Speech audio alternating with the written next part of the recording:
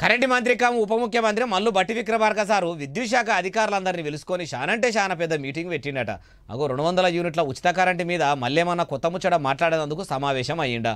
ఇంకేమన్నా వేరే ముచ్చట ఉన్నదా? అన్ని ముచ్చట్లు అరుచుకుందాం పరి.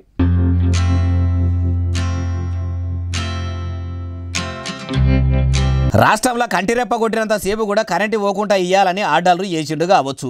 మొన్నటిదాకా వానలు దంచి కొడుతుంటే మునిగినై తేలినాయి. కొన్ని జాగాల్లో కరెంటు పోయి పబ్లిక్ వానలనే నానుకుంటా నానా తిప్పలు పడ్డారు.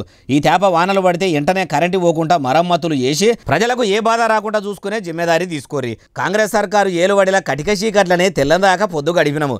ఇందల్లా ఫ్యాన్లు తిరిగాక ఎప్పుడు కరెంటు వస్తుందో అని కళ్ళల్లో ఒత్తులేసుకొని ఎదురు చూసినామని ప్రజలు కూడా చెప్పుకోవద్దు. దోమలు గరిచినాయని కూడా అసలే వినబడొద్దని కూడా అన్నడుగా అవ్వచ్చు. కరెంట్ ఆఫీసర్లు కూడా 200 ఫ్రీ యూనిట్ కరెంట్ మంచిగానే నడుస్తుంది సారు. పబ్లిక్ కూడా కొంతమంది జర తిప్పలు పెడుతున్నా కానీ పని కట్టుకొని మరీ పనులు చేస్తున్నామని అన్నరుగా అవ్వచ్చు. వానకాలం కాబట్టి కరెంటు పనులు చేస్తున్నప్పుడు చూసుకుంటా చేయాలని కరెంటు మంత్రి బట్టి విక్రమార్క సార్ ఆఫీసర్లతోనే అన్నాడట.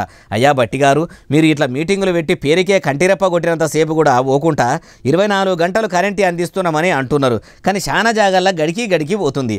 ఏ మాట కామాట చెప్పుకోవాలి. కారు పార్టీ ఏలుబడిలో ఎన్నడూ కూడా ఎక్కువసేపు కరెంటు పోలేదు. ఒకవేళ పోయినా మళ్ళా జల్దీనే వచ్చేది. కానీ మీ కాంగ్రెస్ ఏలుబడిలోనే ఎప్పుడు పోతుందో ఎప్పుడు వస్తుందో తెలియకుండా అయింది. మీకు తెలియంది కాదు, యాద్ చేస్తున్నాం అంతే అంటున్నారు ఈ ముచ్చటిన్నోళ్ళు.